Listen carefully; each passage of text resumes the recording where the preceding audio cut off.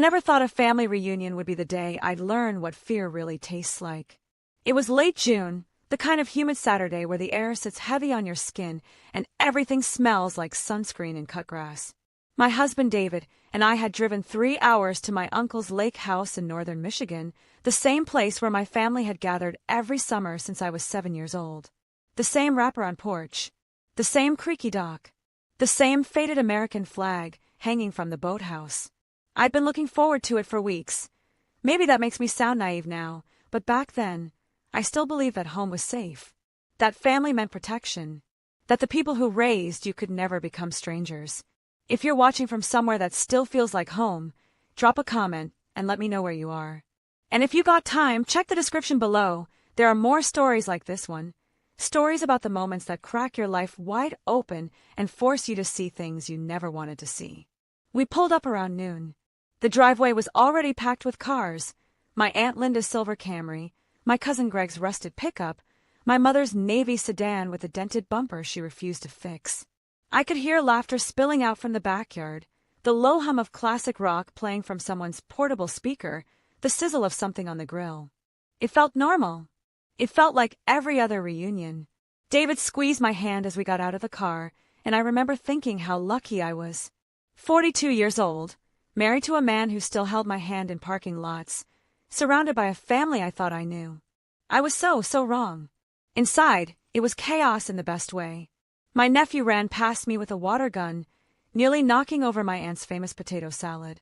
My mother was in the kitchen, hands deep in a bowl of coleslaw, gossiping with my cousin Diane about someone's divorce. My Uncle Harry stood at the grill with a beer in one hand and tongs in the other, flipping burgers like he was conducting an orchestra. Everything smelled like charcoal and butter and that specific brand of nostalgia that only happens at places you've loved your whole life. David and I made our rounds. Hugs. Small talk. The usual questions. How's work? How's the house? Are you two ever going to have kids? I smiled through all of it, the way you do when you've answered the same questions 1,000 times. David was quieter than usual, but I didn't think much of it. He was always a little reserved around my family. They were loud, and he was the kind of man who listened more than he spoke. I loved that about him. We grabbed plates and sat outside on the lawn, balancing paper plates on our laps while the sun beat down and the lake shimmered in the distance. My cousin Emma was telling some story about her boss, and everyone was laughing, and for a moment, just a moment, I felt like everything was exactly where it should be. But then I noticed David wasn't eating. He was staring at the house, not at anyone in particular, just staring. His jaw was tight, his shoulders tense, his fingers drumming against the side of his plastic cup. I leaned closer and whispered, "You okay?" He nodded, but his eyes didn't leave the house. That was the first crack. I tried to ignore it, tried to focus on Emma's story, on the taste of my uncle's too-sweet barbecue sauce, on the sound of my nephew's laughter echoing across the yard. But I kept glancing at David, and every time I did, he looked more and more like a man who'd seen something he couldn't unsee. About an hour later, my Aunt Linda called everyone inside for dessert. Homemade peach cobbler, her specialty. We all filed in, crowding into the living room and kitchen, grabbing bowls and forks, balancing them on countertops and windowsills because there weren't enough seats. I was standing near the fireplace, laughing at something my uncle said, when I felt David's hand on my shoulder. His grip was firm, too firm, and then he leaned in close, his breath warm against my ear, and whispered 6 words that would split my life in half. "Don't react. Just follow my lead. We're leaving." I froze. My first instinct was to turn, to look at him, to ask what the hell he was talking about. But something in his voice, something sharp and final, stopped me. I set my bowl down on the mantel, hands trembling just slightly, and followed him toward the front door. No one seemed to notice. Or maybe they did, and I just couldn't see past the pounding in my chest. David grabbed my purse from the entryway table, handed it to me without a word, and opened the door.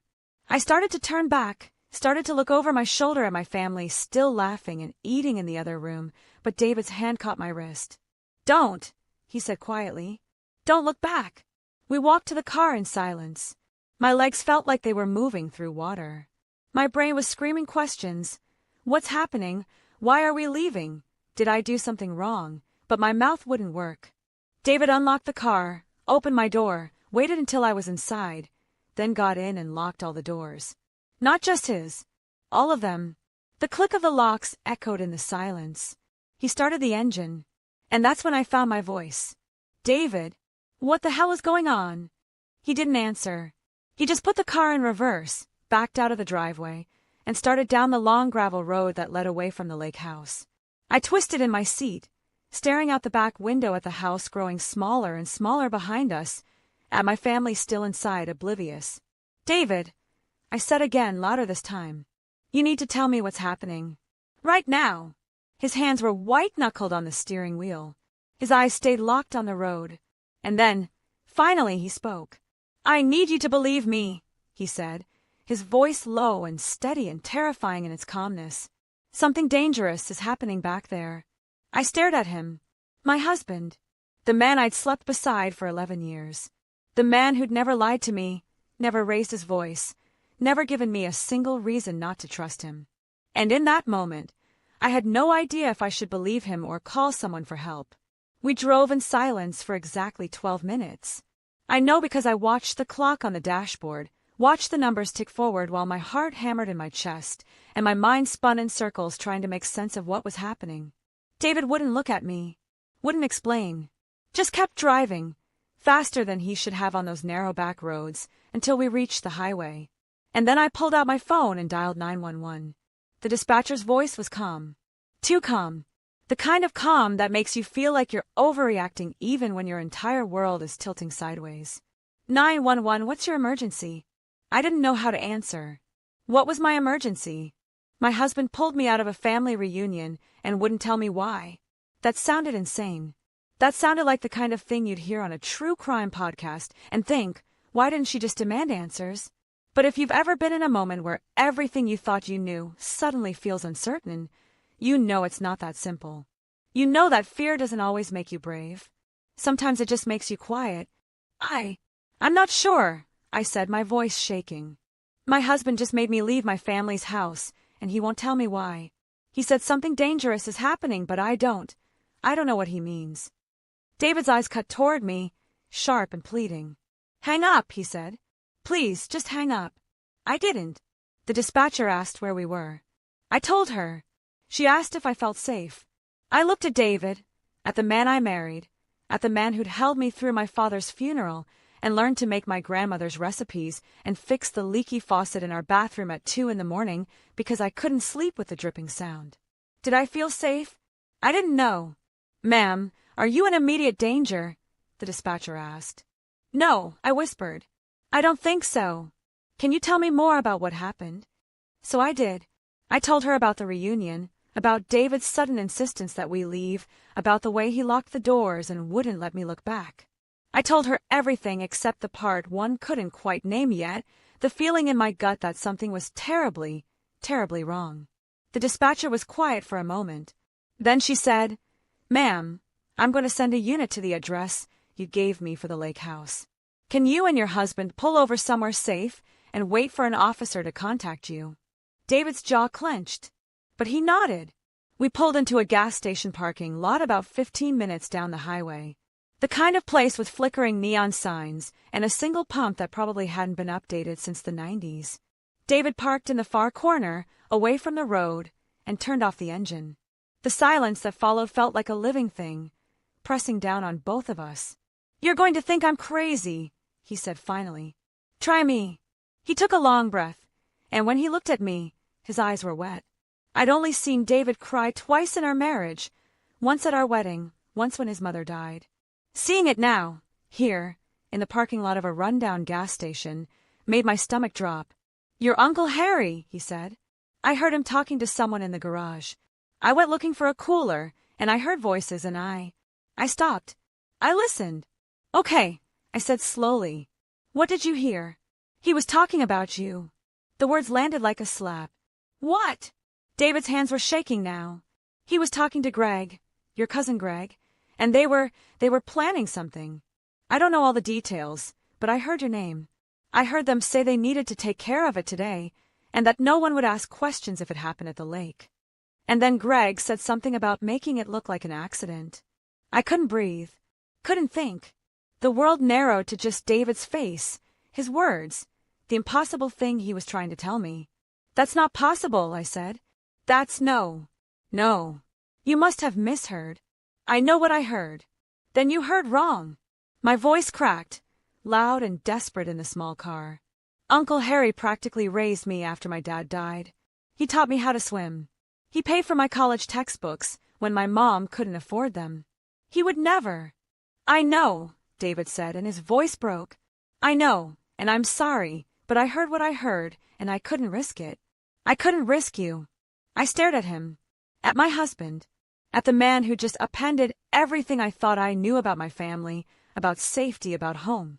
And then my phone rang. Unknown number. I answered. "Mrs. Porter?" A man's voice, official and clipped. "This is Deputy Lewis with the County Sheriff's Office. We're at the lake house now, and we'd like to speak with you." My hands were shaking so badly I could barely hold the phone. "What did you find?" A pause. A long, terrible pause. "Ma'am, we need you to come back to the station to talk in person. But I can tell you that we've detained 2 individuals for questioning. Your uncle, Harold Brennan, and your cousin, Gregory Brennan." The world stopped. If you're still with me, if you're listening to this and thinking what the hell happens next, do me a favor. Hit that subscribe button. You're going to want to hear the rest of this. And check the description below for more stories like this, because trust me, this is only the beginning. Everything after that phone call is a blur. David drove us to the sheriff's station. I sat in the passenger seat, numb, staring out the window at the trees blurring past. My mind kept circling back to the same thought, over and over. Asterisk, this isn't real. This can't be real. Asterisk. But it was. At the station, they separated us. Put me in a small room with beige walls and a table that smelled like stale coffee. A detective came in, a woman in her 50s with tired eyes and a wedding ring that looked too tight. She introduced herself as Detective Marsh. She asked me about my relationship with my uncle, with Greg, with the rest of my family. She asked if I'd ever felt unsafe around them, if there had been any incidents, any warning signs. I said no to everything, because there hadn't been. Or maybe there had, and I'd just been too blind to see them. And then she told me what they'd found. In the garage, tucked behind a stack of old paint cans, there was a duffel bag. Inside the bag, a length of rope, duct tape, a tarp, and 2 cinder blocks. My uncle's fingerprints were on the rope. Greg's were on the tape. Detective Marsh slid a piece of paper across the table. A bank statement. My name was on it, or rather, a life insurance policy in my name that I didn't know existed. The beneficiary, Harold Brennan. My uncle. The payout, $750,000. I couldn't speak, couldn't move, just stared at that paper, at my name printed in cold black ink, at the number that represented my life reduced to a transaction. "We believe," Detective Marsh said carefully, "that your uncle and cousin were planning to stage your death as a drowning accident during the reunion. The lake, the party, the alcohol, it would have been easy to make it look accidental. And with your husband there, no one would have suspected foul play. Except David had heard them. Except David had saved me." I looked up at Detective Marsh, and I asked the only question that mattered. "Why?" She didn't have an answer. Not yet. But I was going to find one. They let me go home that night, but home didn't feel like home anymore. David and I drove back to our house in silence. It was almost midnight by the time we pulled into the driveway, and the neighborhood was dark and quiet, the kind of suburban stillness that usually felt comforting. Now it just felt empty. Inside, I collapsed onto the couch and stared at the ceiling. David sat beside me, his hand on my knee, and neither of us spoke. What was there to say? That my uncle, my father figure, my protector, the man who'd walk me down the aisle when my own dad wasn't alive to do it, had planned to kill me for money? That my cousin, who I'd grown up with, who I'd shared holidays and inside jokes and childhood secrets with, had been in on it? How do you process something like that? You don't. Not right away. You just sit there, numb, while your brain tries to catch up with your new reality. The next few days were a nightmare. The police investigation expanded. They searched my uncle's house, Greg's apartment, pulled phone records, interviewed everyone who'd been at the reunion. My mother called me 16 times in one day. I didn't answer. My Aunt Linda left voicemails crying, saying there had to be a mistake, that Harry would never do something like this. But the evidence didn't lie.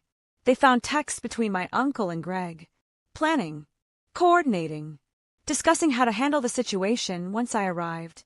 They found searches on Greg's laptop, asterisk how to make drowning look accidental asterisk, life insurance payout timeline, avoiding suspicion in family deaths. And they found the reason. My uncle was drowning in debt. Gambling, mostly. He owed over $200,000 to some very dangerous people, and the payments were coming due. He'd taken out that life insurance policy on me 3 years ago, listing himself as the beneficiary by forging my signature. I'd never known. Why would I? You don't expect the people you love to bet your life like it's a hand of poker. Greg was in on it because my uncle had promised him a cut, $50,000, enough to pay off his own debts and start fresh somewhere else. I was worth $750,000 dead. Alive, I was just in the way. If you've ever felt betrayed by someone you trusted, you know there's a specific kind of pain that comes with it. It's not sharp. It's not sudden. It's slow and deep, and it burrows into your bones and stays there. I spent those first few days crying until I couldn't breathe, then staring at walls until David forced me to eat something. I didn't sleep. Every time I closed my eyes, I saw my uncle's face, heard his laugh, remembered the way he used to call me kiddo and ruffle my hair. And then, slowly, the grief started to shift. It started to harden. Because here's the thing they don't tell you about betrayal. It doesn't just break you. Sometimes it sharpens you. I started going through everything. Every interaction I'd ever had with my uncle. Every family gathering. Every time he'd offered to help with something or asked about my finances or joked about how David and I didn't have kids yet. I started seeing things I'd missed before. The way he'd always been a little too interested in my life insurance through work.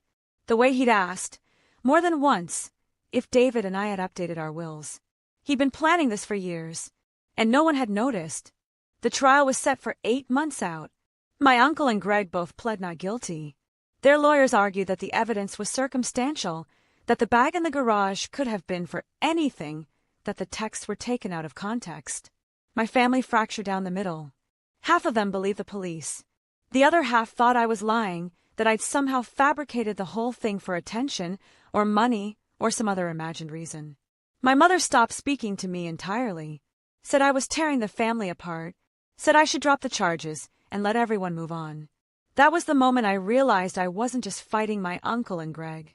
I was fighting an entire system that wanted to pretend this hadn't happened. But I wasn't going to pretend. And I wasn't going to let them get away with it. So I started digging.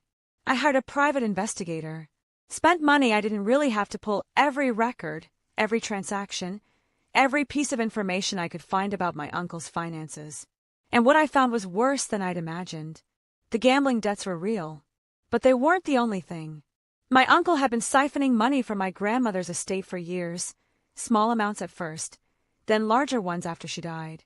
He'd forged documents, lied to the probate court, pocketed money that was supposed to be split between my mother, my aunt, and me. He'd been stealing from his own family long before he decided to kill me.